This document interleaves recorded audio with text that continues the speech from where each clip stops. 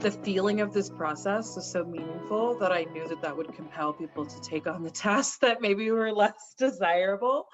But also very early and often recognizing people's expertise.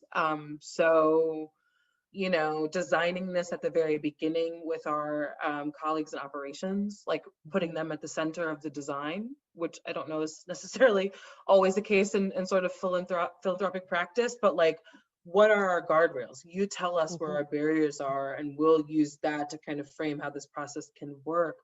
Just allowed for a different kind of buy-in. But I think what I did notice is that everyone was all in, and this was a very fast, very intense grant making process. And so to the extent that everyone, I think, showed up with the best of their work, we had our legal team really trying to make this something that could be both anti-racist and in line with our grant making practice and legal, which is not necessarily, it's at the cutting edge, right, of this work.